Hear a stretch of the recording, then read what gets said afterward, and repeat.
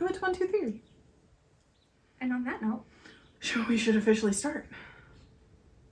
Oh, no, you're good. Take a sip of your beverage. I want this one instead. Oh.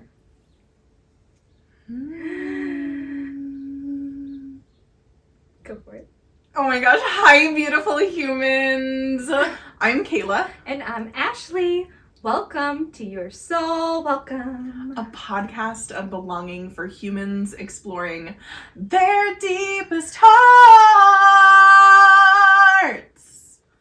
Yeah. That was a good one. Cheers.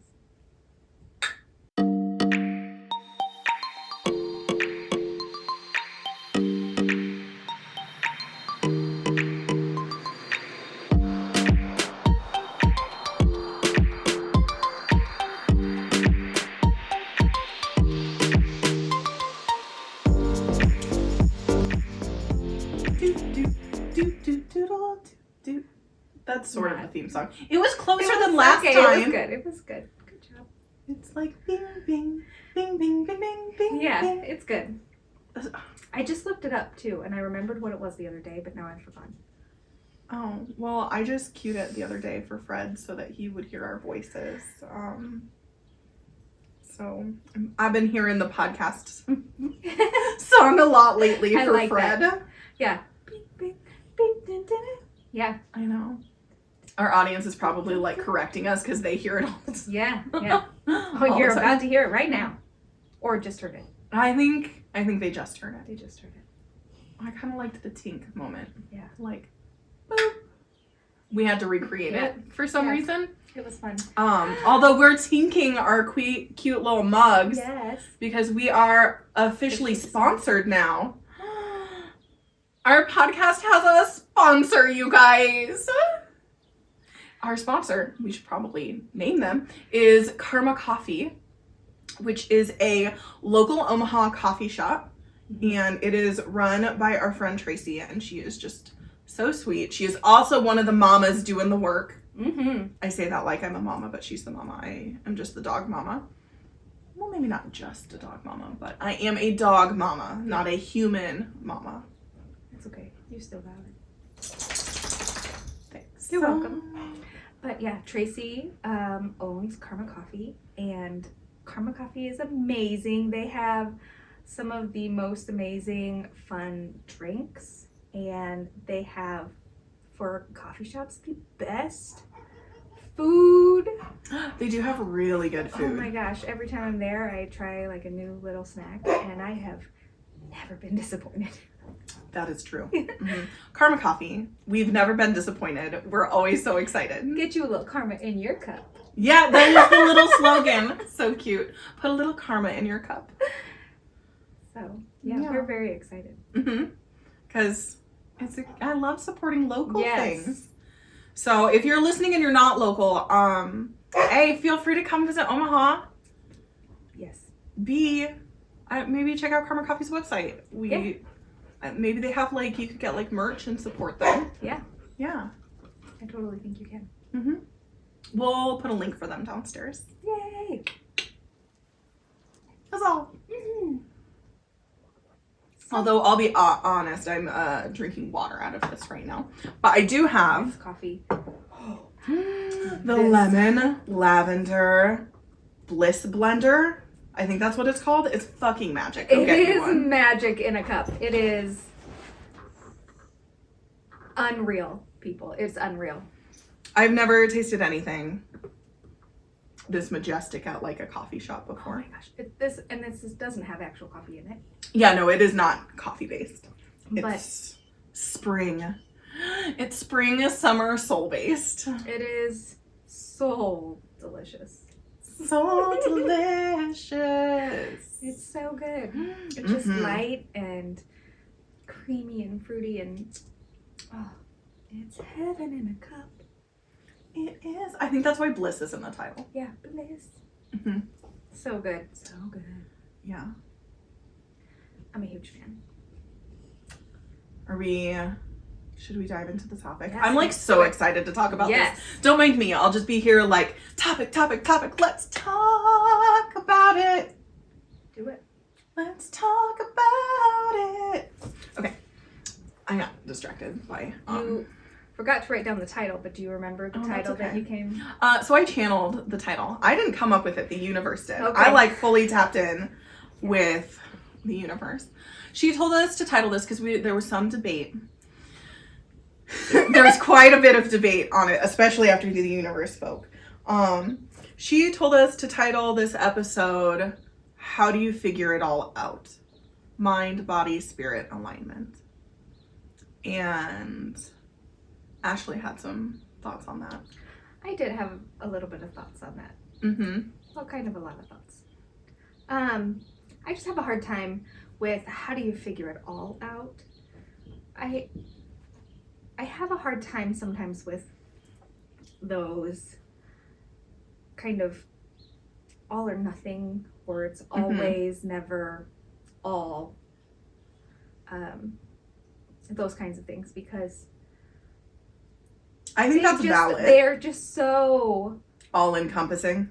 Yeah, big and final, heavy and foreboding. I feel like I don't know, like they just seem so heavy, and I don't have it all figured out, folks.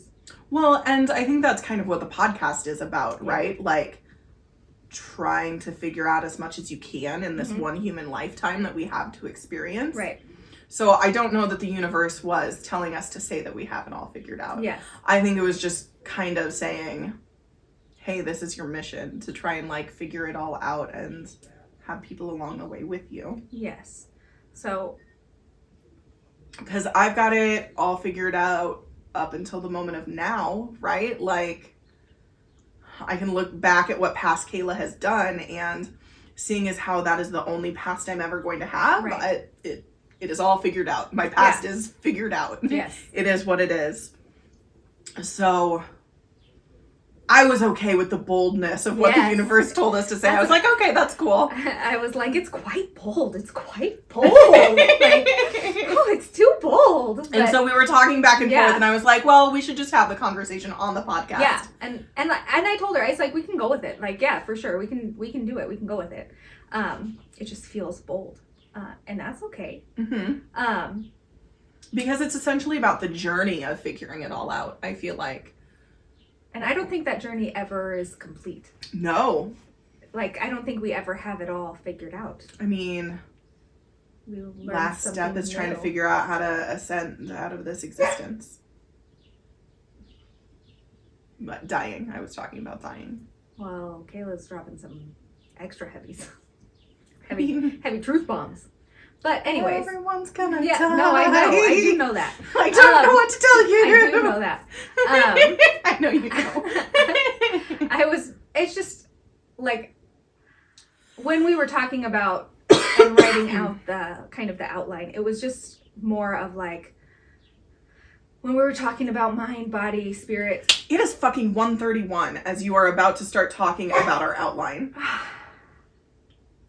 You'll know from the past episode, our palindrome situation. Yes, our palindrome situation. And today we're really trying to take that note from the universe and actually discuss what it looked like when we were at the beginning. Because palindrome numbers also often tell you to go back to the beginning. Yes, and that's return to where you started. What I was saying. Yes. Was that when we're talking about mind, body, and spirit, we're talking about kind of where we started with those things and in those places in our journey. Because it certainly did not happen all at once. No, it did not. And we were not all of a sudden working on all three of these facets. No. Well, I was at one time unwilling to work on some of them at the beginning. Yeah. I was mindset only at the beginning because that is how I was introduced to the world of self-help, was from a very mindset-based perspective. Oh, okay. And I was so scared of my own woo, my own spirituality, that I could not possibly consider anything else. Oh, yeah. And I was so disconnected from my body, being taught to hate it so much. Yeah. So mindset was all I had at the beginning. Right. Yeah. I get that. For me, mind was all I had as well. I was very disconnected from my body. Just because I had gone through a lot of like medical things and stuff growing up, that I just pulled myself, I feel like, and disconnected myself from my body in such a way that like I was like, and I'm just not going to feel any of these things anymore because I don't want to be sick. I don't want to have pain. I don't want to go to the doctor. I don't want to. I just, I'm done. I'm done doing all of these things because I don't want to be a sick person or a person who is in pain or a person who is hurt. I don't want to be the person that's at the doctor. So I'm just not going to. And so I just ignored my body. Not recommended. No, not recommended, because your body still does things. Like, your body still does body things. Yeah, the things are still happening. And when you're ignoring them and not taking care of them, then they get worse. And yeah. And that's a whole nother thing. But so I was also ignoring my body and my spirit. My woo has talked to me since I was a child. And when I was a really young child, it scared my mom. And seeing that it scared my mom scared me. And so I always thought that it was bad. And so I just also shut that down. I didn't want to acknowledge that either. So it sounds like for both of us, mindset work was really what we had at the beginning. Yep. That was the available path that we were allowing for ourselves. Right. Because whether in childhood or adolescence, we had written off the spirit and body as options. Right. Because, well, I mean, I feel like I had already been working on my body. Like, diet culture was such a large part of, like, my childhood growing up. And so much so in high school and college, and it's gross when I think back on how that impacted my view of myself and my worth. Oh yeah. So that is why when I started my inner work journey after exiting my abusive relationship, that's why mindset work felt the most available to me, because otherwise it was just dieting again. Yeah. It was just starting an exercise routine that I was going to hate, that taught me to hate my present body. Yeah. And that I already was, before I go any further, trigger warnings for, or activation warnings. I feel like some people don't like the word triggering. Anyway, a warning from my heart to yours about how I am in a moment going to talk about depression, suicide, and self-harm, because that is a very deep part of my story. And if you're not in a place to hear that today, peace and love. Love you, bye. And those of you who stuck with us, I was already in a place where I was self-harming and thinking about suicide multiple times a day. Yeah. Multiple times a day. Like, up in my head, figuring out how I could do it. What steps would I take? Like, it was all planning-based suicidal thoughts. So when I got out of my abusive relationship, doing more dieting, hating my body more, didn't seem like an available path to me. Right. It just seemed like another highway to hating myself. That's really good awareness to have. I don't know that I had that awareness at the time. Yeah. I think I just was searching out what felt good. Good. I mean, that's good too. Well, I mean, those moments, in that moment when you are in that dark place, sometimes it's really, really, really hard to choose to do the better thing. Yeah. Because doing the harder thing, doing the harder thing that's better for you can feel so impossible in those moments. Like, it can feel so hard. So sometimes you're just swing into the next monkey bar of what feels good. One of my favorite yoga instructors, Yoga with Adrienne, her slogan is find what feels good. Yeah. And I think that can be a really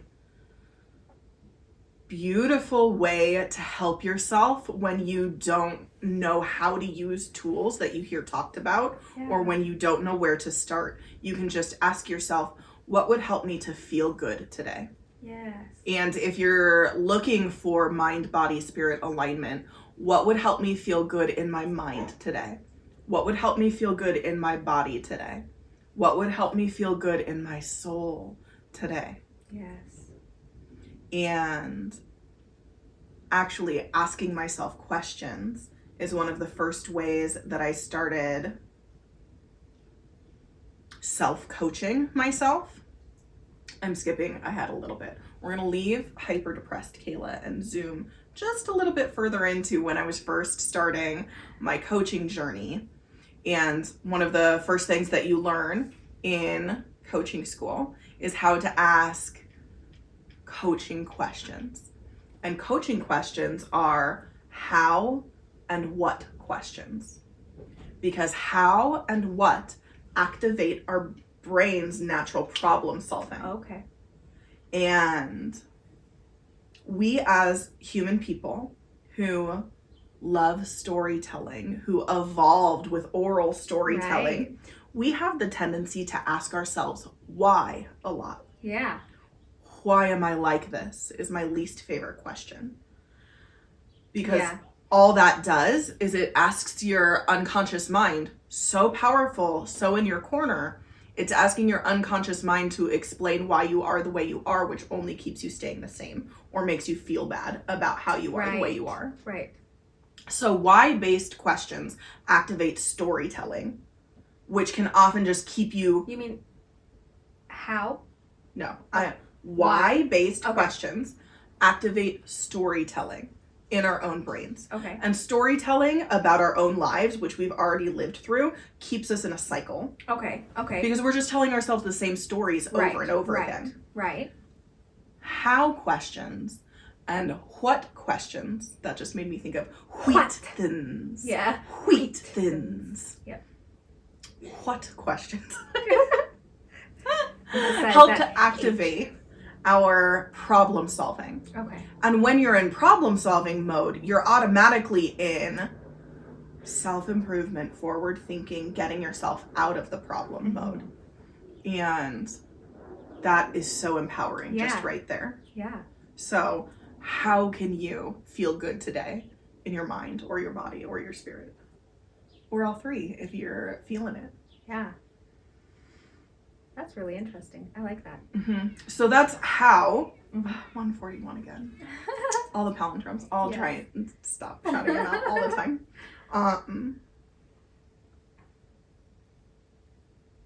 My idea wandered out the door.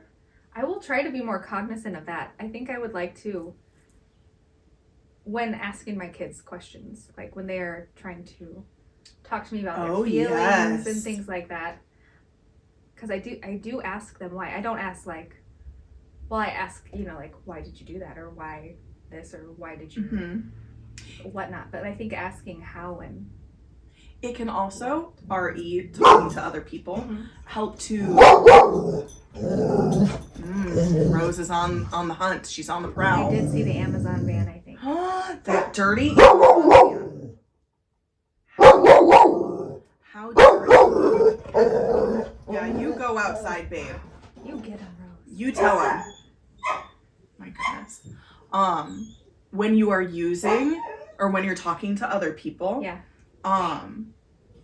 what and how questions also tend to be more neutral. Okay. Why? Because it's inherently linked to storytelling, tends to be a little bit more emotionally charged. So if you're saying like, why did you do that? Right, it can feel accusatory. Yes. Yeah. Whereas if you say, like, Lily, for example, like, Lily, for what reason did you do that? Because then you're asking her to lay out all of her things. Right.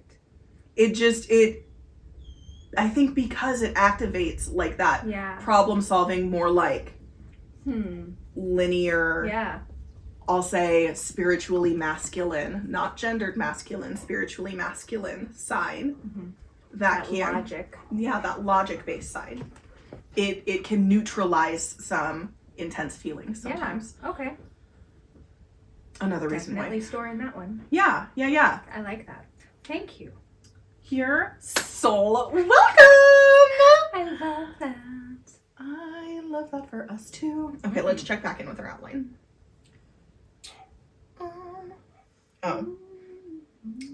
My outline takes us back to Sweet Abused Kayla. Oh, yes. Did you see how I left Sweet Abused Kayla in this conversation? Yeah. And it's just like, nope.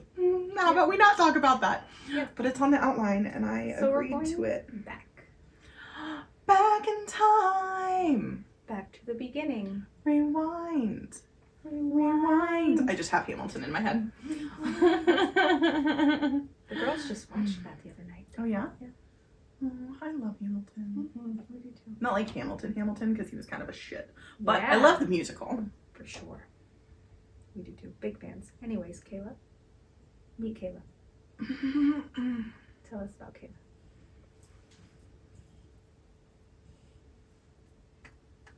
If you're just listening, I'm making gestures right now, trying to deflect. Not helpful or useful. No.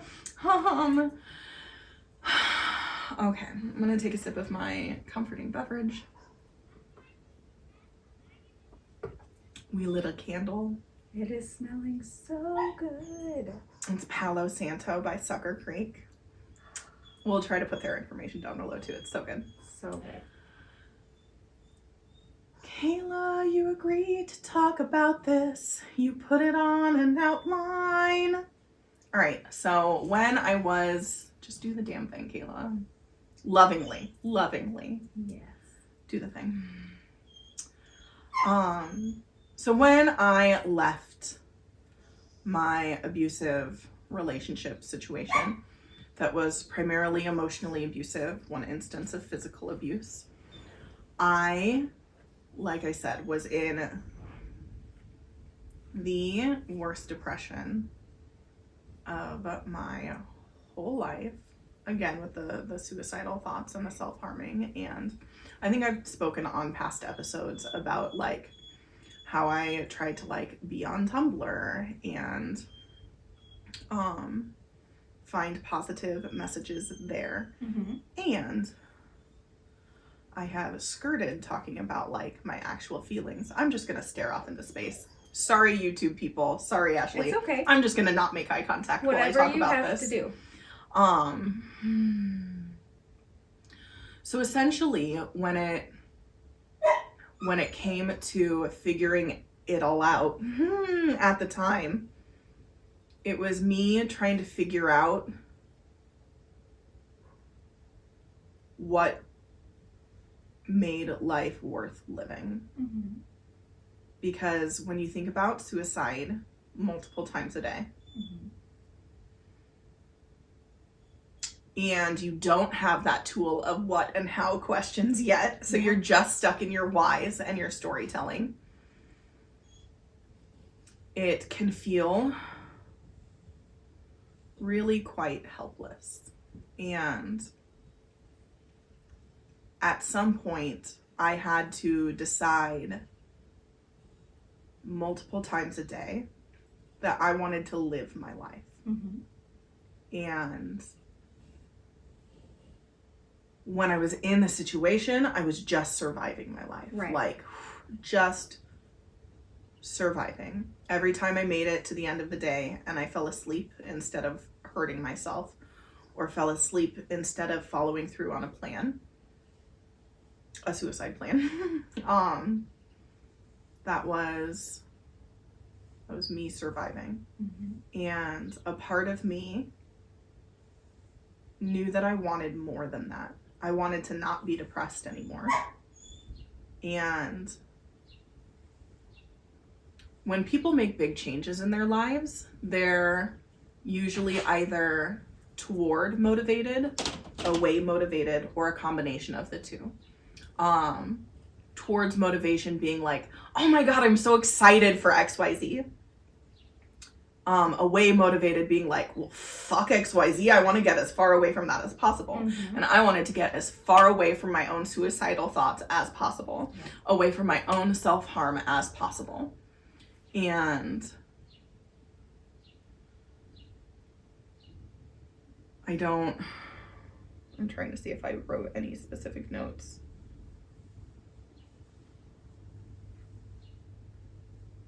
Yeah, all I really wrote was that at first it looks like admitting you want to try to live your life and not just survive it. And again, it just was me finding one next thing to do that would help me live instead of survive. And part of that was starting to hang out with friends again.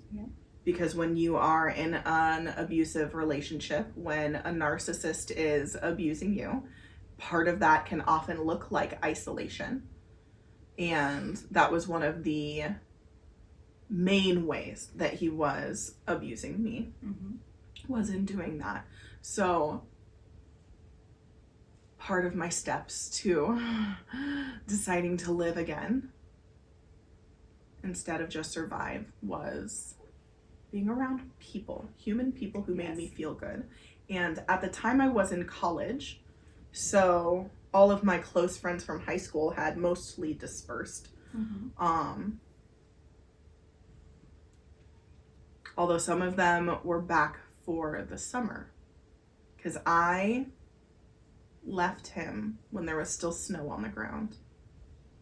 I've blocked out a lot, so I don't remember specific things, but I do remember that it was right on the cusp of spring. So some of my old high school friends came back into town. And I clearly didn't make solid friends in college because I was being abused. Right, I was being isolated. I wasn't allowing myself to make friends because of the abusive situation that I was in. So yeah, that having people back that summer was really helpful. And as of filming this episode last week, we just filmed an episode on community. So if you haven't watched that, I totally recommend it. So that's what the very, very beginning looked like, was just me figuring out what was the next thing that was going to help me live instead of survive. So if you listening can just ask yourself, what is the next thing I can do today to help me live instead of survive? I think that that is a beautiful activation of your problem-solving brain. To help you with that. Absolutely. Yeah. I know you have notes coming up here next. I do. So I hand it off to you. You did great. Thanks. You're welcome. When I also started with working on my mind space. I was aware that at this point I had gotten divorced in my life. I had gotten into a new relationship, and things were really tumultuous in my life. Things were very chaotic and intense. There was a lot of stuff going on, and I just started realizing that the chaos was not something I enjoyed. Away motivated again. Yeah. Like I didn't want to keep feeling like I was going from one intense scenario to the next super intense scenario. Like I just have to manage getting through like this part, and then I will get to the next thing, and then I will manage the next chaos, and then the next, you know what I mean? Like I was overwhelmed all the time, and frantic and just, I was just really aware that that's how I was living day to day. And I was not loving it, but I had a lot of hesitancy in finding a therapist and going to therapy. Girl, same. When I was a child, my mom had taken me to a therapist when I was real young. Like I said, when I was real little, my mom thought I was an indigo child. If you're not sure what that is, you can look it up if you want to. I don't know. Well, that's just basically a psychic child, right? Yeah, like having clairvoyant gifts or things like that. Mm-hmm. But with a bad connotation, right? No, there's No? really, I mean, no. Okay. That was just Debbie's interpretation. It just scared her. Yeah, I think it just scared her. Because it was all very unknown. Mm-hmm. And like weird things would happen. And it was freaky. Like it was freaky. I do What sort remember. of weird things, Like- if you don't mind me asking? Like I remember like weird like electrical things. Like with the lights and stuff. That's empowering you. Weird We electrical all things have with like the it. TV. I remember one time and she like got mad and like turned it off and it wouldn't turn off. And then like she got really mad and unplugged it and like it didn't turn off. And then she like got mad and like put it out on the porch or something and then it was off. But Yeah. when she started like moving it and stuff, then it turned off. But Mm-hmm. Sweet baby Ashley. yeah, I was like, okay. Just wanted to watch her Ninja Turtles. Yeah, whatever it was. I don't know what it was. But anyways, there was stuff going on with me, and so my mom, besides taking me to the church and everything else, she also took me to a therapist.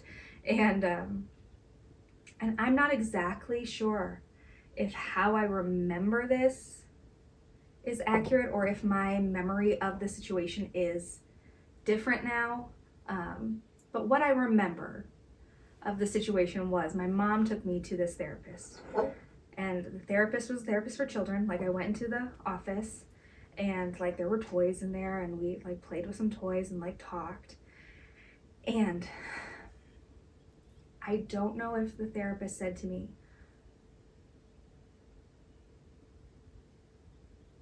whatever we talk about in here, you can't tell your mom, is what I thought I heard. So then when we left, my mom asked me about therapy and what we talked about. And I said, I can't tell you.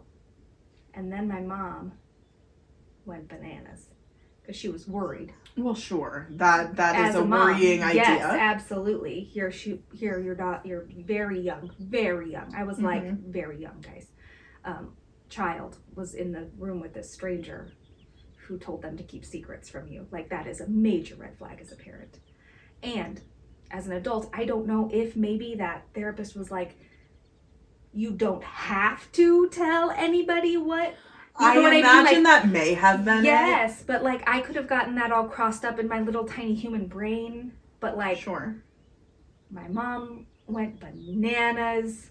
It was a whole big, major, massive ordeal. So therapy as a child was traumatic. So I never wanted to go back to therapy. And I never went back to therapy as a child or a teenager. I was like, I'm out. Like that was some bullshit. Like, I was not. And then as an adult, I was like, okay, well, maybe that experience was just fucking weird. Because whatever's going on right now, I don't like it. And I need help to navigate it. So I'm gonna find some help. And so went and talked to a couple different therapists kind of about what was going on. I was aware that I could see the patterns of behavior that I had within me. I mean, that's huge, being able to see your own patterns. Yeah. I didn't even learn about that until so much later. Yeah. Well, and it was easy to see once I got removed from the, from, like, once I moved away from, like, my family and my, like, core group of friends and things. Once I was removed from that situation and, like, interacting with other people who weren't a part of my everyday, all the time routine, I was like, oh, this is how other people act?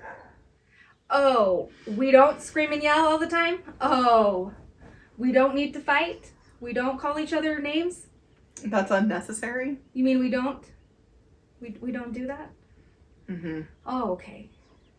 Okay. Okay.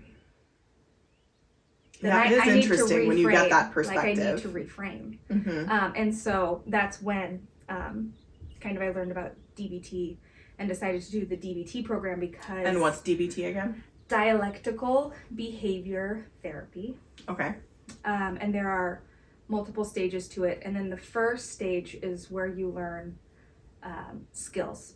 And what were some of the skills that you were learning? so there are 4 main groups of skills. The first one, and it's different in the programs that you go in, but the first set of skills that I learned was emotion regulation. So just recognizing the emotions that you're experiencing and So being able to put a name on them. Ooh, okay. And then also recognizing that sometimes the emotion that comes up might not be the actual emotion. Like, it might just be, like, if you're feeling angry every time something comes up, that anger might just be a cover for yes, the anger iceberg. I too learned about that in therapy. Like, secondary emotions that are hiding behind the... Yeah. Like, anger's the tip of the iceberg that you can see, and then the other emotions causing the anger masking is what's under like under the ocean. Shame or fear, some of those ones that are maybe a little bit harder to accept or want to deal with, or things For like sure. that. And then so But shame is hard to deal with. Oh, shame is fucking hard. But emotion regulation was so helpful for me. Oh, I'm sure. And then there's distress tolerance and what's distress tolerance? Like, what to do in those moments when you are distressed instead of shutting down, or instead of making choices like to self-harm or to act out, instead of going into those acting out behaviors, choosing to do regulate somehow. a distress tolerance. So like cold water on your face, some self-soothing kind of techniques, ways to tolerate your distress until you can deal with it. What are some other things? So the cold water on the face. What else? Even just my cool hands felt really nice just now. That is such a good one. Cold water on the face is cold water on your, or an ice pack on your neck or on your vagus. Like nerve. Sure. Like you're here. Vagus, that's like right here. It's like goes right up one of the sides of your neck. Okay. Like right into your ear almost, I feel like. Yeah. Like it runs right along your vocal cords. Okay. So cool the vagus nerve. Yeah. Okay. Cooling. Cooling. Going for a walk. Just doing some basic like grounding techniques. So like the 5 things I can see, 4 things I can hear, 3 things I can touch, 1 thing or 2 things I can smell, 1 thing the I noticing, can taste. the sensory noticing. Yes, just like those kind of soothing things to kind of. I feel like that was on a worksheet my therapist gave me. Try to really like, to help you tolerate feeling those really big, strong emotions that you feel like might take you over the edge, or that are so hard, because those things will continue to happen. throughout your life. Mm-hmm. And see, electing not to go to therapy yet. I've been to therapy recently, but at the time, I didn't have those tools. So I certainly used shame as a way to regulate my distressing feelings. I would often tell myself things like, teachers don't self-harm. Like shaming myself, like, you're a teacher, get your shit together. Yeah. Like, get your life together. Real teachers don't do that, so you can't. So if you are out there listening to this and you're like, ooh, that all sounds amazing, that's not what I did. That's not what I did either. Yeah. That's okay. We all start somewhere. We all have to start somewhere. Yeah. And therapy also for me was not a safe choice in the narrative in which therapy was introduced to me as a child and throughout my whole childhood. Yeah. Like, it was for, I think I may have said this on a previous episode, but like, it was for really fucked up people. Despite the fact that I wanted to kill myself multiple times a day, I didn't think I qualified. Well, no, I didn't want to be. Just like you were talking about how if you go to the doctor, then you will have to be sick. Yeah. I didn't want to go to therapy because then I would have to be super fucked up. Right. So I'm glad that you had those tools from DBT, those regulation tools. What would you do to help you identify your emotions? Because I feel like some people might be in that phase listening. I know one of my, I'll say, family members. Because they did not give me permission to share this, so I'll be as vague as possible. A friend or family person that I know in my life. Yes. Recently started going to therapy, and they received, I'll also use gender neutral terms too. Okay. They received a worksheet on how to help them identify their emotions. Is that similar to what you went through? Yeah. So in DBT, you get a whole ass binder. Oh my gosh. And I'm not kidding, folks. It is a big boy. Okay, like a 5-inch 3-ring binder? Yes. Okay. And it's like a teacher binder right there. Yes. And when you are in skills, you get homework. You're going through multiple pages of handouts and notes a week. You get homework, you get worksheets. But it's so fucking worth it. Like, it's so worth it. And I needed that. Because that's how I learn. I mean, as a teacher, as somebody who is into learning and into those things, like, that works for my brain style. Like, it works for me. And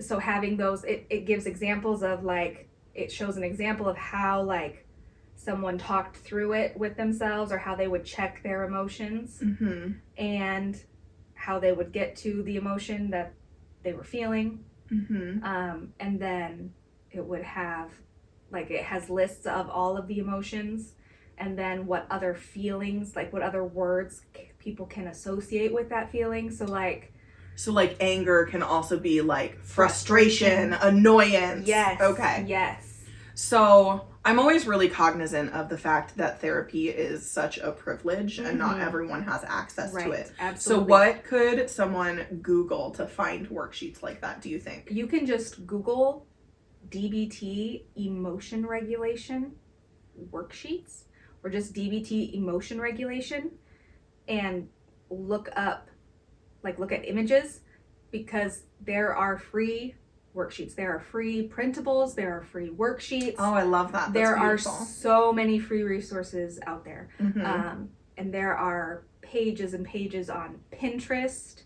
I always forget about Pinterest. There are so many good resources. I downloaded after I did DBT, and after I did stage 1, which was Process, which was like an exposure therapy group with other people who have done it, which is really hard. I then downloaded like a DBT art workbook, and then like went through the skills and stuff on my own. Oh, that's awesome. Yeah, just because you needed more work. I just wanted a refresher in a way that felt good. Felt good. Find what feels good. Yeah. That's from Yoga with Adrienne. That is not mine. It's such a good mantra. Yeah, it's good. I like it. Mm-hmm. But it definitely was helpful. And then the interpersonal effectiveness was the other part of the skills that I think was the most helpful for me. And interpersonal effectiveness is just... Cute. I was like, what is that? It's just how to talk to people, especially about your emotions. Ooh, yes. Because- like a good I statement. Yes. I learned I statements in high school. I did not. I don't remember I don't remember why I learned that in high school. I think it was something like some guidance counselor presentation or whatever. But it's essentially, instead of saying like, you hurt me, Ashley, when you gave me a paper cut. Yeah. You would say, I felt hurt when I got that paper cut. Yeah. And so you open a dialogue with your perspective. Right. Instead of accusing the other person. Yes. Yes. Mm-hmm. Yes. And that interpersonal effectiveness is just so super helpful. Mm-hmm. So I know I statements are one. Can you think of any others? Like, what are some others? There are other ones that there are prompts and like acronyms to help you talk to people. Like if you are trying to approach someone and ask them for something, like if the goal of what you are asking someone is the main point, like if you are trying to ask someone for something, Mm-hmm. like if I'm trying to ask you to stop doing something, Mm-hmm. and that's the main thing that I want from you, Mm-hmm. then there's an acronym to like how to, it's called Dear Man. Dear Man, that's the acronym. Yeah, and I don't remember what all of the things stand for currently right now. But you guys listening can Google it. Look it up. But it just like, it reminds you to like, that your goal is what's there. If your relationship is the top priority, like if you are talking to somebody and you are trying to figure it out and your relationship is the top priority and not the goal, not trying to get something, but trying to work it out because you value Harmony and then GIVE is the acronym for that one, and that's like being gentle and genuine and interested, validate, and then explain, and then just loop. Gentle and genuine, interested, validate, explain. That's beautiful. Yeah. I love that. Yeah. I feel like I learned to do that, but without the acronym that would have made things so much easier. Yes. And then if your self-respect and your values are your top priority, then the acronym is FAST. And I don't remember what that one is. Oh. Facts. A. ST. I don't remember, guys. But facts is first. yes. I love that because when you're having like a nuanced interpersonal conversation, like that can feel so hard or complicated or heavy, especially if it's like someone that you work with, or especially if your own self-worth already feels low and you feel uncomfortable about having that conversation. Like Googling those acronyms so that you've got them, or following the GIVE that Ashley threw out, or even just following the I statements that I learned way back when in high school, because like that can be so helpful. Because even when I was not just learning I statements, but even when I was learning I statements, don't minimize what I learned in high school. They were valuable lessons for sure. Honestly, they were. Yeah. Because it makes so much sense that you don't want someone to accuse you of something. No. That doesn't feel good all the way around. Well, no one wants to feel accused. No. And it's so much harder to come openly and like it's so much receptive Well, because you're put automatically on the defense. Yes. And if you're on the defense, you've got a wall up. Mm-hmm. And if someone's got a wall up, then coming together to create harmony is that much harder, because then you have to break the wall down before you can engage with someone else, with your partner, with your bestie, with your coworker. Yeah. So yeah, that totally makes sense. Yeah. And I statements also help with that identifying part that you were talking about at the beginning of DBT. Yeah. Because for you to make an I statement, you have to be inherently reflective about how you feel. Yes. So not just what the other person did, but how did that make you feel? And then go from there. Yeah, starting from your feeling. That's another thing DBT is really good about trying to teach you, is to come from your feelings first. Mm-hmm. That's really funny. My sister and I were just having a conversation about approaching things with feelings first or logic first. Oh, really? Because she was like, well, I come from the logic place. And I was like, well, as we all know, I come from the emotions place. Yes. But when you are talking when you are talking with someone who you are in a relationship with, whether it is friends or partners or sisters, whatever, especially if it is about something that it has emotion tied to it, leading with your emotion first, I feel like then gives... Well, it gives immediate empathy. Yes. It gives the other person the information they need to feel empathetic immediately. Right.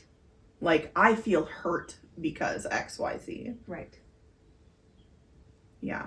I feel like it's, giving easier access to the other person for empathy, and it's not creating a barrier at the same time. Right. Yeah. I love that. Absolutely. That's quite beautiful.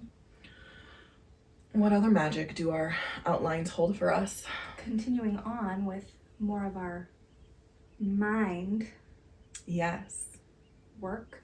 What other work did we do at the beginning for our minds? Well, I already talked about powerful questions. Oh, yes, you did. Activating problem solving. I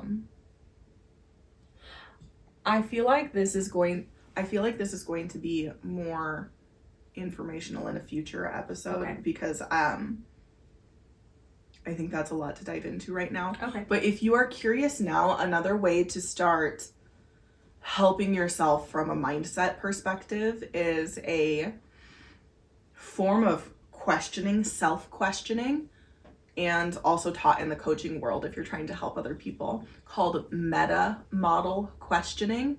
And it's a model originated by Virginia Satir, who was a very foundational psychologist who many things in neurolinguistic programming are based off of her work and this work called the meta model questioning. And please feel free to Google that, because it's so informative. It takes that what and how situation and amplifies it so much bigger.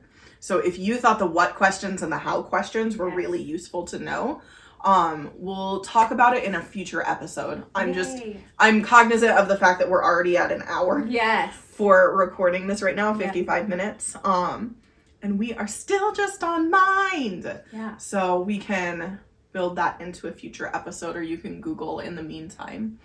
Yeah, because I definitely want to know more about that too. Like, well, and I can give you the Cliff's Notes version of it real quick. What it essentially helps you to do is to look at your own thought patterns and analyze where you are deleting and distorting and generalizing information. Okay. Because those are the three easiest ways for our unconscious mind to make things easier on our thought process. Oh. Your unconscious mind always wants to make things easy, because your unconscious mind always wants things to be streamlined, so that your energy is conserved for living life. Okay. Because, I mean, back in the day when we were evolving, like a saber-toothed tiger could pop out from behind a bush, right? Oh, right. So conserving energy when the human race was forming was like the biggest concern. And our society has changed so rapidly in comparison to our biology in so many ways that keeping us safe and conserving energy is still like one of the primary directives of the unconscious mind. Okay. So in order to streamline that process, our unconscious mind does things like generalize. So if you have ever looked at a forest and not really paid attention to the trees, you're just like, a forest is there. Yeah. That's generalizing. In reality, a forest is made up of so much biodiversity, right? So many different types of trees, so many different leaf shapes. But when you are just walking down a path or cruising along on your bicycle or car, like, you don't always have the capacity to process all of that information at once. So your mind generalizes it for you. We also tend to do this as humans when we create things like stereotypes. Okay.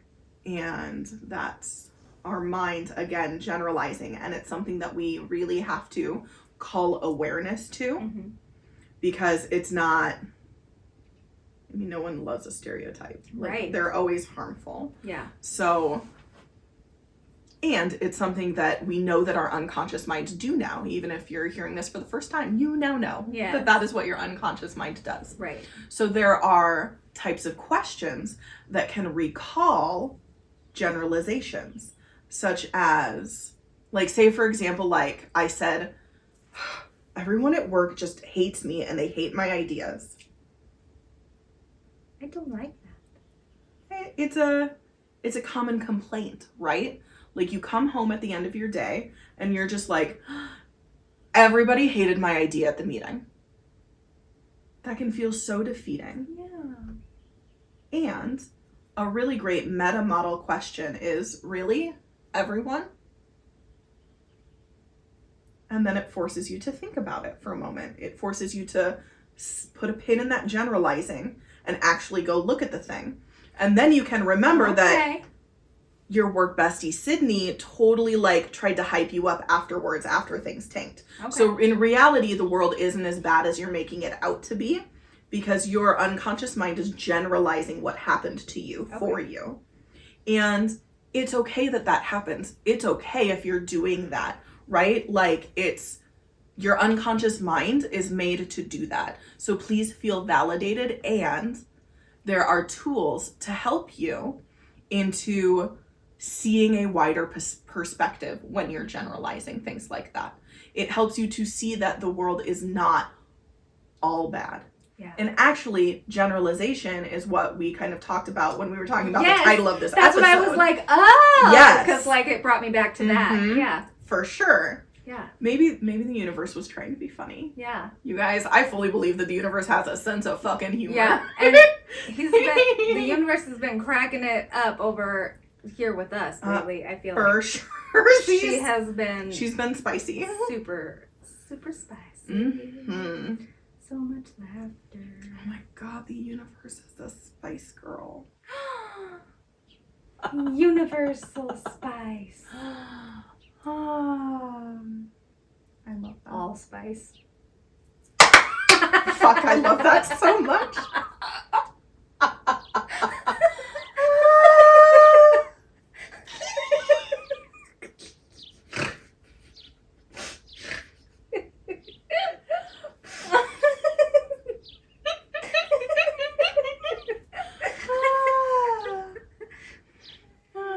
Good. That was a good one. I like that. That was good. Right on. Yeah. Right on. So anyway, meta-model questions to help you get out of generalizing and into being specific. It is 2:22 right now. 2:22. Thanks, Allspice. Yeah, thanks, Allspice. All hail the Allspice. That's really funny. Should we move on? Possibly, yes. Should we ease into some body? Yes. Yeah. We have other stuff in the mind section, so please drop a comment wherever you are listening or watching if you want us to make like a part 2 on mindset work. Yes. Because we would be more than happy to do that. And we want to honor everyone's time. Yes. And I'm sure as we do more and make more podcasts, we will get further into different things that we've been through and that we've gone through and that we enjoy doing and that we have done for ourselves, and get deeper into things as time goes on. Yeah. So let us know. We've got our whole lives to learn it all. We have our whole lives to get to know ourselves. I like it. We have our whole lives to keep recording. We'll do this when we're 90, probably. I love that. Why not? Hopefully we'll have somebody to do our editing by then. Jesus fucking tits. Yes. Okay. Sorry. Moving on. If you can't tell, I would love someone to edit these for us. It is a skill I have, and don't love not using. my zone of genius. It's a skill that I don't know if I have, but I'm gonna try it out. And I appreciate you for that. We're gonna give it a whirl. Okay, moving on into the body and some body work. After doing a lot of the DBT work and doing a lot of internal work, I really felt like I had made a tremendous amount of progress. And then I felt like I kind of stalled out. Can I interrupt you real quick? Yes. I also wanted to mention that if you are interested in meta model questioning, I go into that inside my homecoming course, Self-Love for Who You Are. So that's what the program is called. It's $44 because I want things to remain very accessible to people, as accessible as possible. And it has so much. Yeah, it does. But it's inside the module called Powerful Questions Power Up. And that's where we talk about meta model questioning. Okay. So you can totally Google it. Google is for free, for definite. But if you would like my face explaining it to you, you can go find Homecoming, and I'll leave that in the description for you guys. Yay! Back to Ashley talking about how she stalled out. Oh yeah, totally stalled out. I was doing a lot of like inner work, trying to work through some like deep trauma things. I had started doing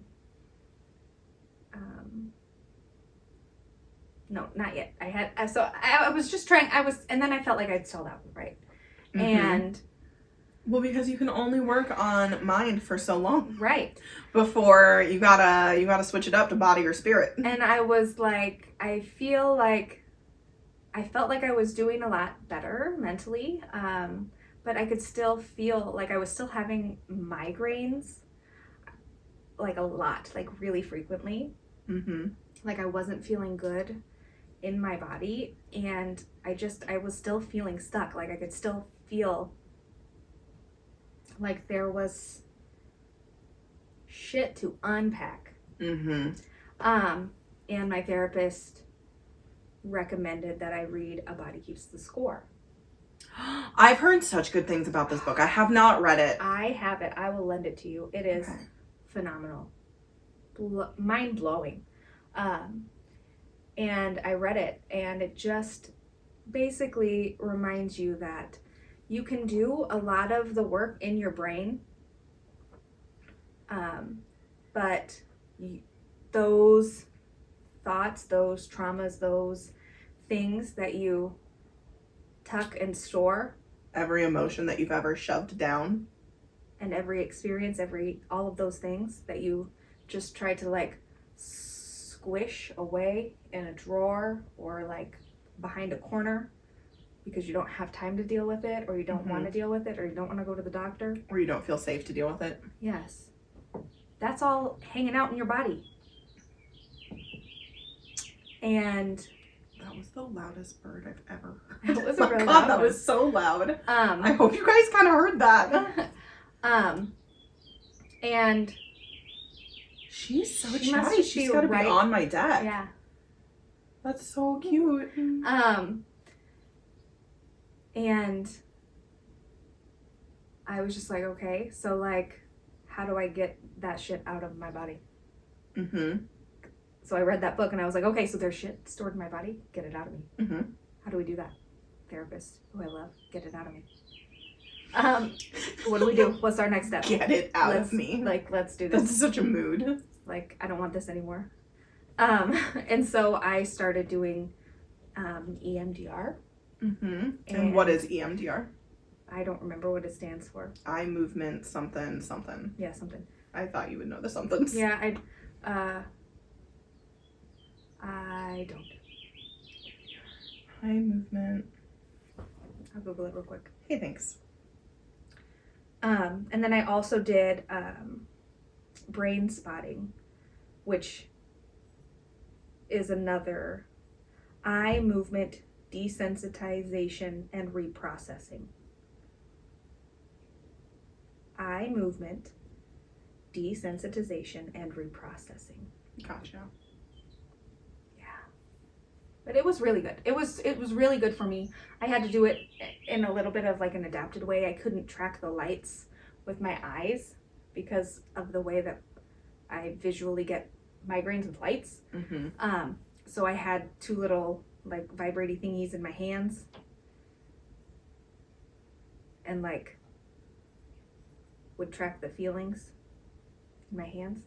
Okay. And that would make my eyes do the whoosh whoosh whoosh whoosh whoosh thing. It's just like the bilateral stimulation.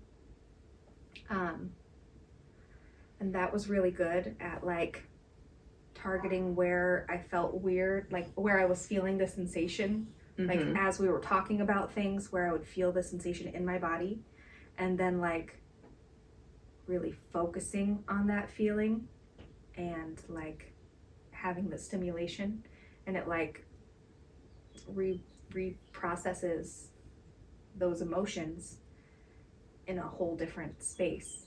And for EMDR, you have to like go into the trauma that you experienced, right? We talk about the event. The way that I did it was the train scenario.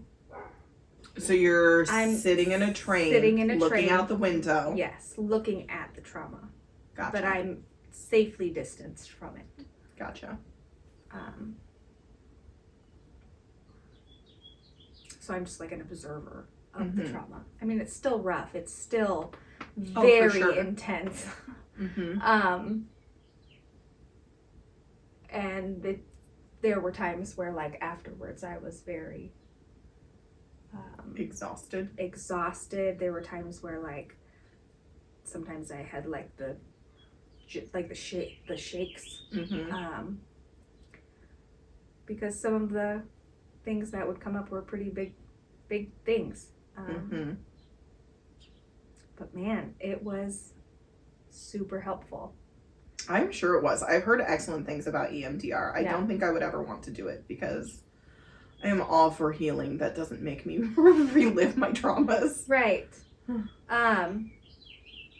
But afterwards, those traumas aren't as traumatic. Like, now I can look at them and be like, man, that was a sad time. I'm sad about that for myself. Hug. Like, glad I'm doing better now. Because that's one of the things is like, as the observer and looking at those things, a lot of the time, like I was a child. And I'm the observer as an adult, observing this stuff. As a child, I can be like, you deserve better, tiny Ashley. and things will get better. Yeah. Yeah, and you could say that, and it doesn't make Tiny Ashley feel any better, but it makes me feel better. You know what I mean now, so. Well, since you are also Tiny Yeah, Ashley. yeah, it makes you feel yeah, better. yes. But that really helped. And then from there, doing a lot of just like grounding and breathing and stuff like that has helped just to regulate my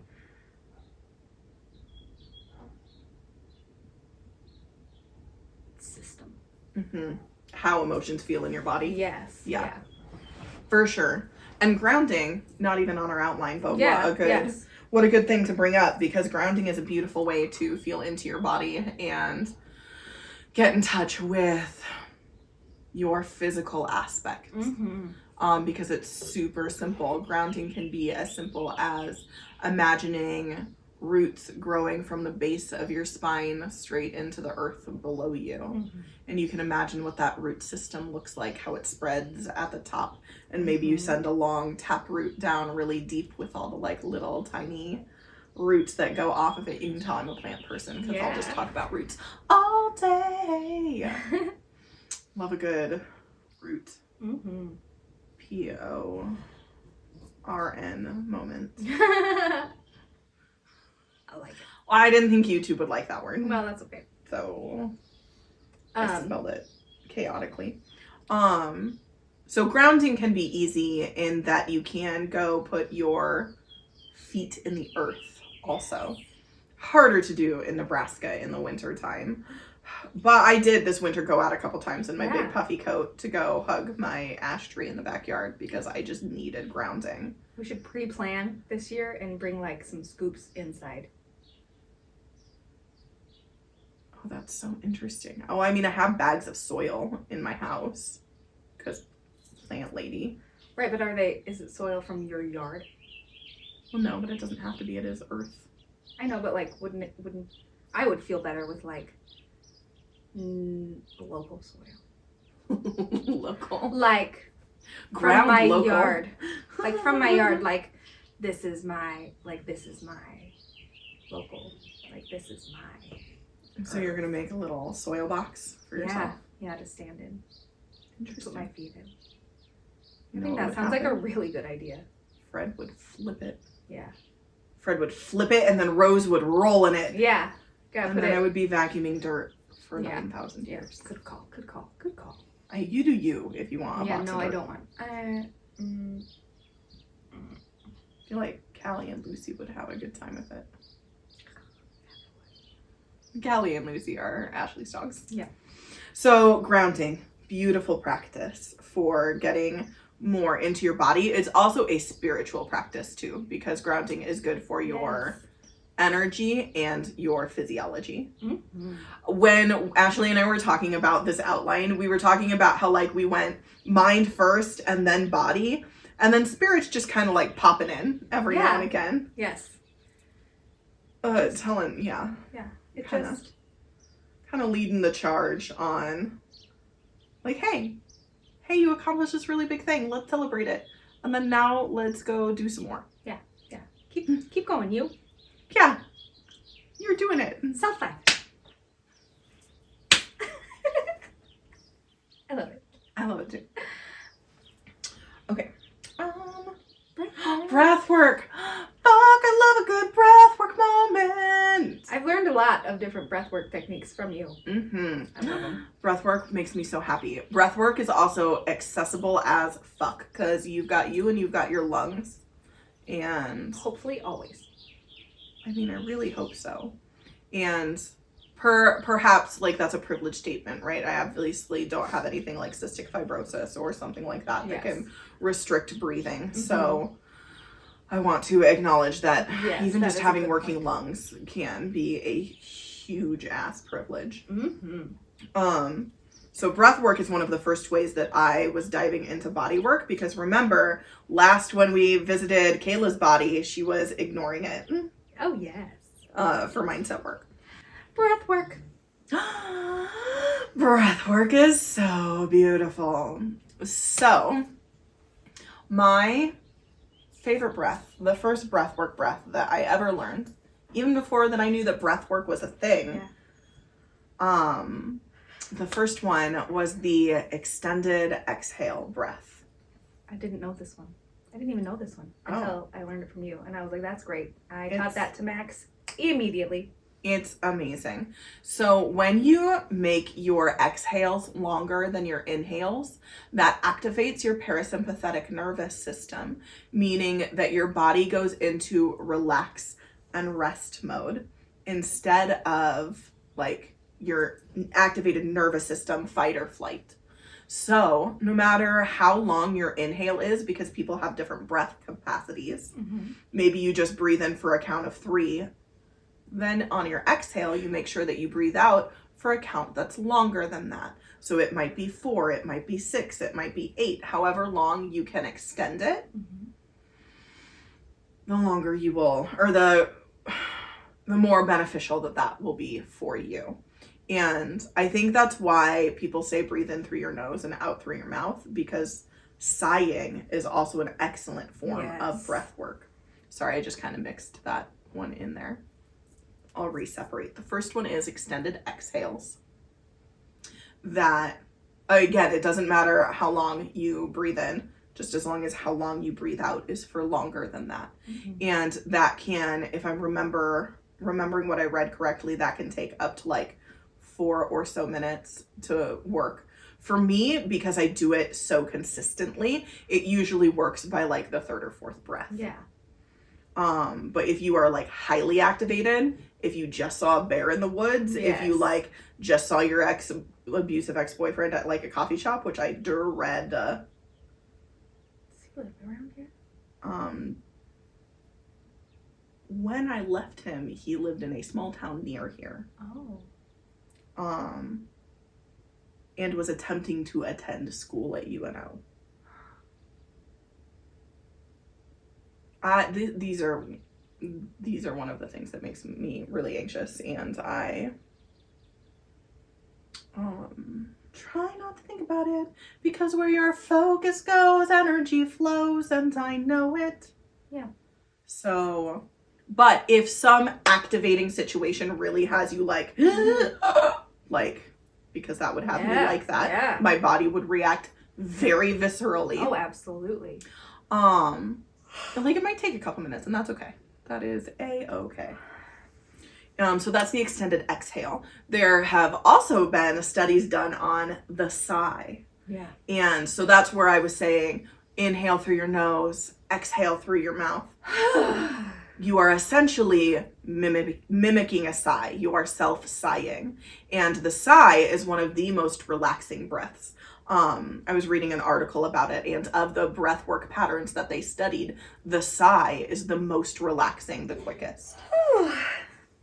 See? Oh, you were moving all the energy. I know. As soon as I start, guys, I just get all the yawns. I like that for you. I do, until I start yawning so much, and then it like makes me have tears down my face. I know. So then you're like getting things out 2 different ways. You're crying and you're yawning. I will take it. My energy just wants to. She wants to move. She does. She wants to flow. She really does. But honestly, she does want to flow. Your energy wants to flow too. Yeah, I promise. And breath work can be a beautiful way to help engage your body and to help energy flow. So talk about the next one. Talk about the next one. Talk about the next one. Talk about the next one. Wild embodiment. We're not quite there yet. Hold on. I wanted to mention one more breath first. But wild embodiment is real fun. Okay. So the last breath work thing that I will mention is the alternate nostril breathing, because that very much deals with your parasympathetic, like it deals with your physiology. That's the word I was looking for.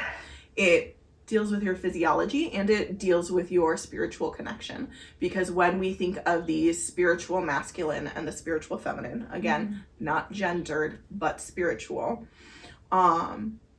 like there are, your left hand path is your masculine and your right hand path is your feminine.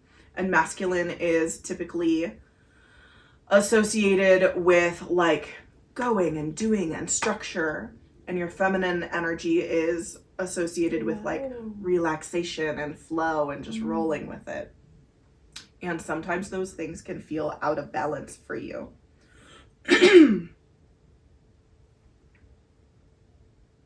Yeah, I'm good. Okay. I thought I might cough, but I think I'm okay. Yeah, your energy is trying to tell you something. Well, to drink more water. To help my body's physiology. Mm-hmm.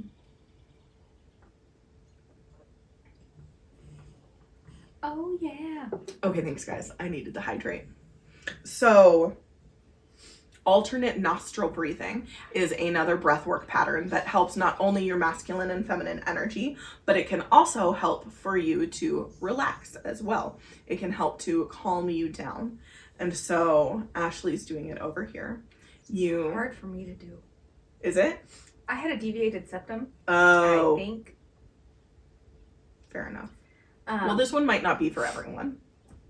So, like, my little in-between part of my nose, real thin.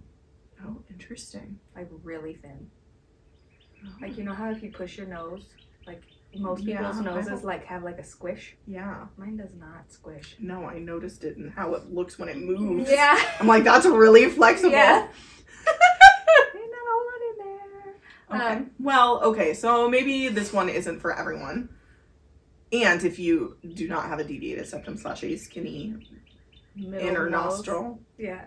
I don't know what you call that. Septum. Oh. That's the septum. Oh, that's right, because that's a septum piercing. Yeah. Okay, that makes sense. Whew! We learned today. Hi. It all comes together. So alternate nostril breathing is where you hold your left nostril closed. You breathe in through your right nostril, and then you switch and exhale through your left nostril. And then you inhale through your left nostril, switch, and exhale through your right nostril. And then you inhale through your right nostril, you switch which one you're holding, and you exhale through your left, and inhale through your left. So basically, whichever nostril you inhale in, you want to exhale through the opposite nostril. And then once you've exhaled, you inhale through that same nostril that you exhaled out of. And then you switch so that you're exhaling again out of the alternate nostril. And that is how you do it. Why? I don't know. Okay. I think that that's a great question. I am not a breathwork expert. That is not, when you, like if you purchase my homecoming program, my really great friend Amy, who's certified in breathwork, does the breathwork modules for us. Okay. Because I don't know the answer to that question. Because I can't do it all. So I outsourced my breathwork section. I love that. I just know, well, like what all of this podcast is, what I use and what works for me. Absolutely. And I am happy to admit when I am not an expert on something, and I am happy to bring in an expert when I know that I need to. Yes. For sure. So, breathwork. Now we move on to wild embodiment, which wild embodiment is just what I named the practice of moving your body in ways that feel good and unchoreographed and thoughtless. Not thoughtless as in like hurt yourself, but like thoughtless as in intuitive. Intuitive. Don't think about what you're doing. Let your body make the decisions on how you feel. Like maybe you feel like you just need to like shake your arms. This is wild embodiment. Maybe you feel like you need to like frolic and leap across your living room, then leap. Or just stretch. Yes, or stretch, or do like a cat-cow yoga pose. Just mark out some time for your body to call the shots in the way that you move. There's a really beautiful person. I'm trying to find her. Kayla Bowen. Her little books. Bowen? I can't see the last letter. She's written the book The Wild Women's Way. Kayla Bower. Bower? Will you Google it real quick? Yes, I sure will. While I talk about it? Thank you. She calls this non-linear movement. And That's essentially the same thing. It doesn't have to be patterned. It doesn't need to be planned. It doesn't need to be like a linear thought out process. It just needs to be what feels good to your body. And Boehm? Michaela Boehm. Boehm, Boehm, Boehm. And it's a really beautiful practice. It might involve you speaking or singing or chanting a repetitive note because it makes your vocal cords feel good. Mm-hmm. Like, just letting your body be how it desires to be. Yes. And I will tell you, my loves, at 252, another palindrome number, Beautiful. that this can take practice. It might feel weird to begin with. Yeah. You might feel like, well, I don't know what to do. Because if you are disconnected from your body like I was, it can feel weird. So maybe you put on a song with like a really solid like backbeat and you stomp. And you just like plan a couple things to let yourself feel into it. And then pay attention to the sensations in your body when you are feeling a planned out movement. And then once you tap into your body, maybe go forward and like be like, oh, well, my left arm feels tingly. What might like help accentuate that? And maybe it's an arm shake or something. It can be, it's allowed to be as loose as you desire. It's allowed to be as open as you desire. And sometimes, actually many times, when I am helping to welcome people into a wild embodiment session that I am holding, which you will find a couple inside of Homecoming, you can just pat your body, right? And just welcome all different parts of your body into the room with you. And you can just like pat the crown of your head. You can move to your forehead and your face. You can run your hands up and down your arms. Just kind of welcome your shoulders and collarbone and chest into the space with you. So basically just like acknowledge and validate your body. Even if you just start there and that's what you do, that can be such a beautifully affirming body practice to be like, hi, I'm here with you. Hi, I am neutrally engaging with you. Even if you can't muster up joyful body engagement, go for a neutral body engagement. You're just touching all the places on your body. And perhaps maybe that feels like too much if there is a place on your body that experienced trauma and you don't feel like touching that particular area. That's a good point. That can be okay also. Give yourself grace. Give yourself time. Remember that it is about what feels good for your body. And if touching yourself in a particular area doesn't feel good to you yet, that gets to be okay. Super valid point. And when I am doing wild embodiment, I always take particular care of my knees because my mom just had a double knee replacement. I am aware that my knee genetics might not be the best. I know that in carrying the weight that I have on my body, that can have an impact on my knees. And so I take particular care that even when I'm feeling my most wild, I'm also being really protective of my knees also. So do what you need to do to feel safe and to feel welcome in your body. And that is wild embodiment. I love it. I'm loving it. How do you like wild embodiment? I know you've done it a couple times. I think it's fun. I think it starts scary. And not scary in like, ooh, it's scary. It starts like I don't know what to do. What if I look weird? And then it's just fun. And it's just fun. Once you let yourself get lost in the music. I think, and that's my biggest thing is like, for me, sometimes just like, if I can convince myself to close my eyes and to forget that there are other people around, if I can just close my eyes for a little bit and like feel into the music for just like a couple hot seconds, like then I'm good. I love that. That's real beautiful.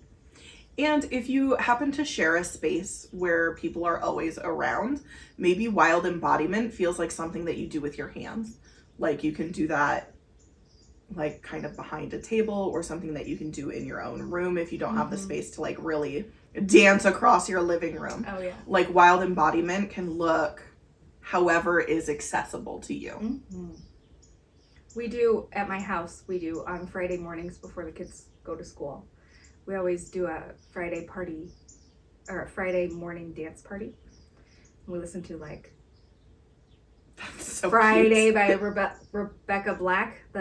It's Friday, Friday, gotta get down on Friday. You know that song? I think we all know that. I'm pretty sure almost all of my dancing that I do with my children is wild embodiment dance, I because love it that. is whatever I'm feeling in the moment. Love that. It is definitely not planned or like Choreographed by any means. You're not thinking about the move that you're gonna make 3 moves from now. No. Which I do sometimes in wild embodiment. I find myself thinking like, wouldn't it be cool if I tried XYZ thing? Yeah. And I do. I give myself the space to do it. And I always know when that was a mind idea and not what my body wanted me to do. Because it doesn't feel quite as good. It doesn't flow as well. It doesn't. There's like a particular feeling of freedom in your body when your movements are unplanned. Yeah. That feels really good. Yes. And when I plan a movement and do it, I give myself the space to have fun and to play. And it doesn't feel quite as free, if that makes sense. Yeah. But both can be okay. Oh, for sure. Yeah. For sure. Yeah. And then I just love like watching my kids too, because like everybody will get into it at some point in the song.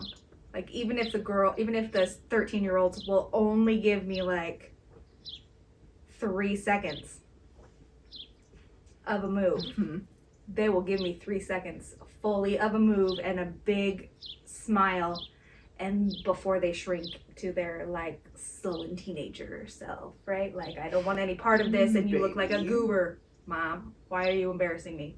In the comfort of our own home, by the way. But that's just a teenager thing, and so I don't really take it to heart. But the boy and I, my little king of all wild things, Max, he's a wild one. Wild embodiment. Yes. I love that. That's beautiful. Yeah. So that is that. What else do we have on here? Singing, which you talked about quite a bit during our rituals. Yeah, so we already talked about singing. I think I've mentioned my Kundalini yoga practice and my calisthenics practice in past episodes. I am starting to engage in more thoughtful nutrition for myself with the help of my nurse practitioner. I am real proud of the fact that my cholesterol is like way down from last year. Which makes me feel really good about the acts of service that I am engaging in for my body. So that feels really good. So I think that's kind of all I really have to say there. Did you have more body talk? No, not particularly. Okay. Well, then let's move on to spirit. And like we said, spirit is kind of ping-ponged. Right, in and out, and vacillated in and out the whole time, whether we were aware or not. Like I said, for me, it was there when I was real young. It popped up throughout my life, in different ways, and then coming around to doing the inner work part and combining it all together, getting it all aligned. I had to get my head together, right? In that mind, reconnecting with my body. And in doing those two things, I feel like it really set me up in a way that like once I started working on aligning my mind and my body, spirit was like, bam! She's like, hey, we're back! Yeah. Let's focus on me. Yeah. Yes. Yes. Mhm. I super get that. Because I feel like when we talked earlier in the episode about like being away motivated versus towards motivated, I think our human side very much drives our away motivation. Like, no, fuck that. Like, I don't want that anymore. Like, I cannot continue to do that. Yes. Whereas I think our spirit helps us get into, our soul helps us get into more of that towards motivation. Because away motivated stuff can only go so far in helping you. Right. You can only away motivate yourself so far. Right. Like, that is true in every diet that I've ever done. I don't want to be fat, so I must do XYZ to not be fat. Yeah. Right? Like, that is, for me, that was purely away motivated. Yeah. And that will only take you so far. And then you'll just start drifting back towards what your baseline was. So when you start adding this spiritual aspect, this soulful getting in touch with who the actual fuck you are, when everything is stripped away, when even at some point your body is stripped away, right? What are you? Like, that is your soul self. That is your essence. And when you start activating that or letting your intuition lead you, if intuition feels like a better word than soul, then that gets to be where toward motivation comes into play. And toward motivation is where you start moving fucking mountains for getting yourself what the fuck you want. 303. I saw that. The universe, she's so loud. She's so talking to us. The universe saying, get it, girls. So, for connecting to my sense of soul, spirit, whatever you want to call it, my first forays into that was in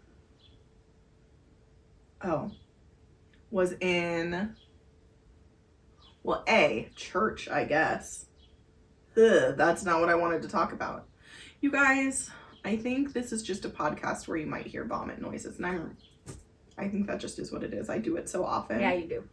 You might just stop listening now if you don't want to hear that in the future. I think it's just gonna keep happening. I think they're in at this point. You think they're in? They're in it? Yeah, I think they're in it. Thanks for being in it with me, guys. Vomit noises and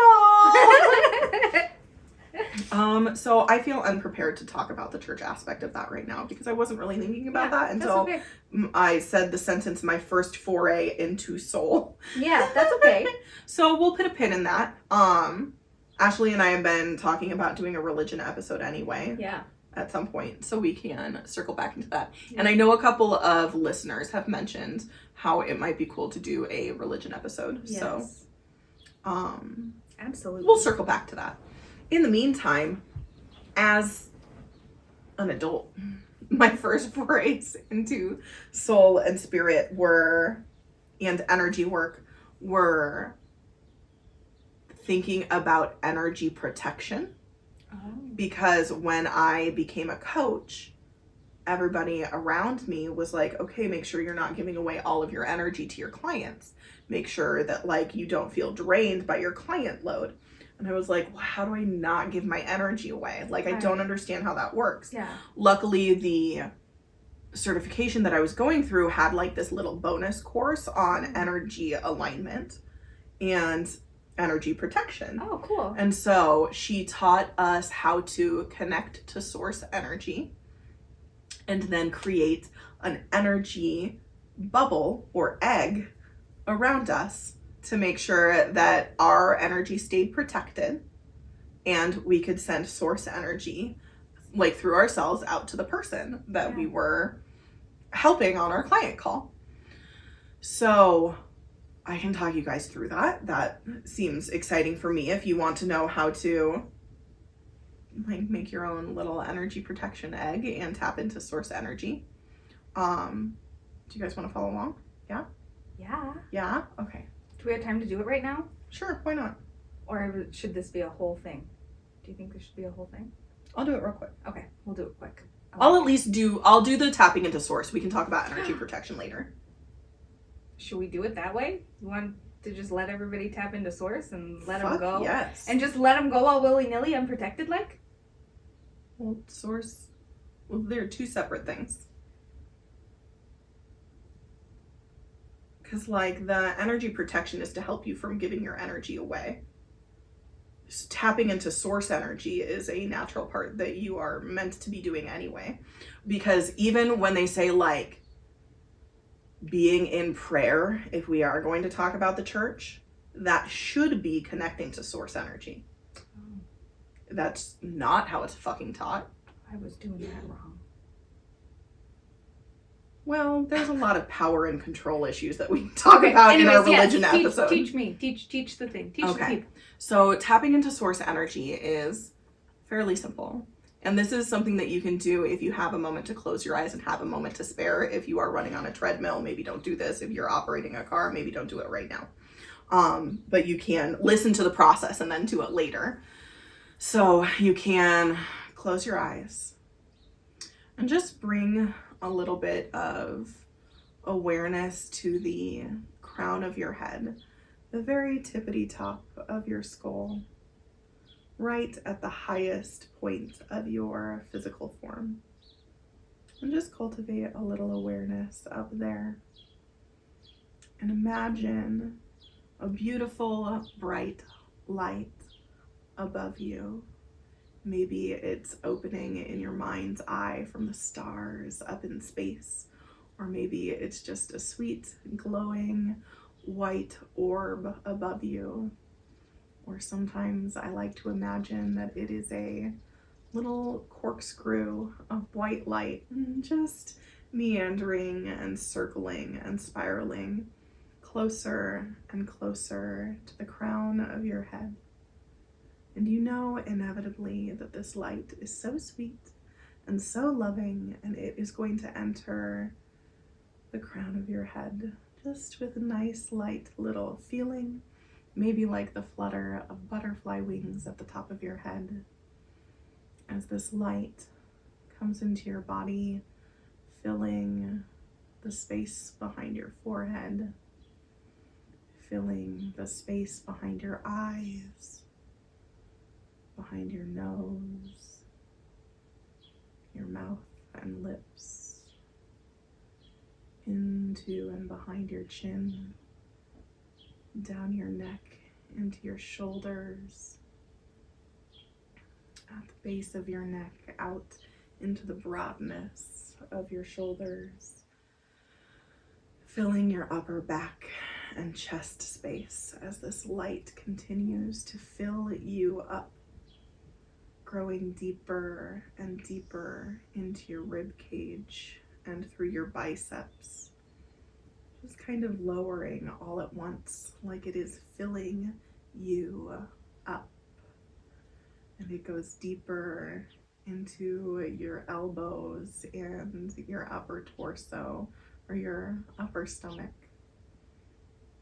And just dropping lower and lower so that it's filling your forearms and behind your belly button and into your wrists and hands and into your hips and the pelvis, into your glutes, and then into your thighs, filling as slowly or as quickly as feels good as you feel it light up behind your knees, your kneecaps, into your shins and calves, all the way down into your ankles and into your feet and into your toes, filling you with this radiant, beautiful light, the source of all that is, the stuff that makes you, you. So beautiful, so energizing, so invigorating. It's the stuff that moves you From surviving to living to thriving. This is what thriving is made of. And you know it because it feels so good and so natural and so a part of you. And as you're connected to this beautiful source energy, perhaps you know it as the energy of God or the energy of source or the energy of the universe, whatever name you call it is beautiful. You can feel it in your body. And then when you're ready, you can start to let a little bit of that energy go. Maybe you imagine that root growing from the base of your spine through the surface beneath you, whether you're standing or sitting. And it grows down even further, a beautiful vine, until it enters the earth to set down roots so deeply rooted that you might even be able to see a cross section of the earth with its magma, and your roots almost reach so deep into the core of the earth, anchoring you. And you can let this light and this sensation be in your body for as long or as short as you'd like. When you choose to disconnect, you can know that that energy can stay with you if you intend it to, or it can go right down through your roots into the ground and feel that beautiful grounding energy.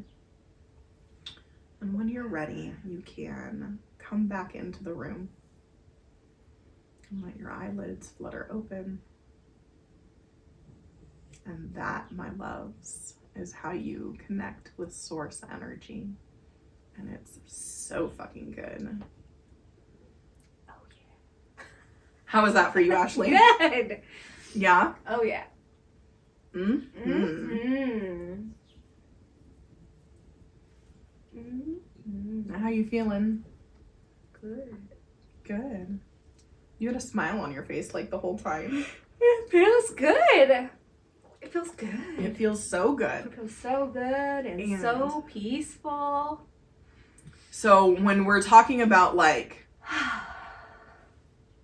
nervous system regulation and finding moments of peace for yourself within a tumultuous experience, connecting with source can be a really beautiful way to help anchor your soul into what is more than the moment that you're experiencing right now. Mm-hmm. And again, that is what prayer should be. And maybe people who engage in prayer often feel that euphoric light experience, because I'm certainly not saying that people who engage in prayer can't feel that. It's just, it's certainly not how it was taught in my upbringing.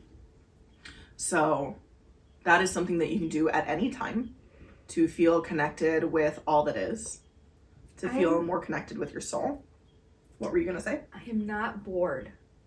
You just held a lot of energy in your body.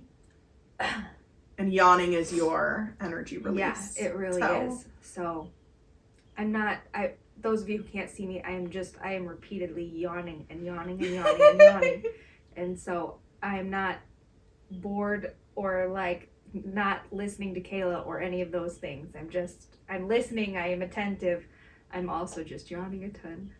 Well, and that's a really good segue into talking about how like the more often you engage in a soulful energy practice, the more energy you can hold for longer periods of time without necessarily having to like yawn continuously like that, or experiencing whatever physical reaction you're experiencing. It can be like you might be burping, you might be releasing gas through the other end, right? Yeah. Like you might be feeling like that buzzing sensation, like you can't like stop your hands a little. Again, you can go back to those grounding practices of imagining that extra energy flowing out that root that we made at the end. You can go outside and engage in a physical practice of grounding. frog pose in yoga is very grounding. Oh, yeah. Can I just brag for a minute? Yeah. Or not brag, but celebrate for a minute? You can also brag. Thank you. You're welcome. I'm so good at frog pose now.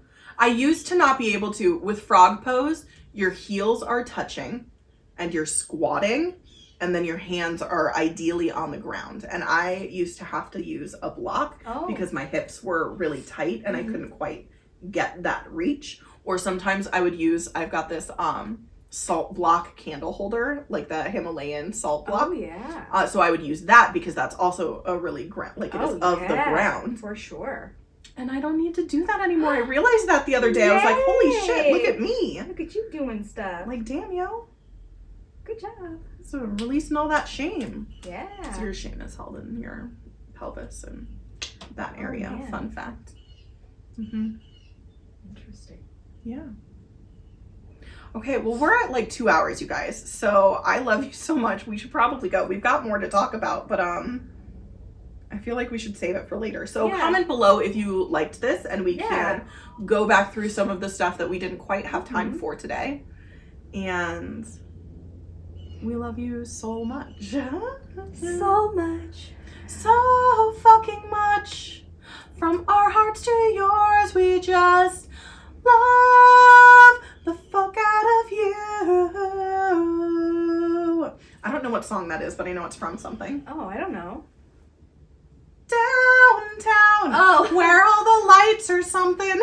Oh, Bright. I thought you meant like the lyrics were from something. Oh, I no. was like, I have no idea. No, I knew the tune was not of my own origin. Well, I like the lyrics. You think so? I liked them too because they were about you guys. We love you so fucking much. Love you. Love you, bye. Love you, bye.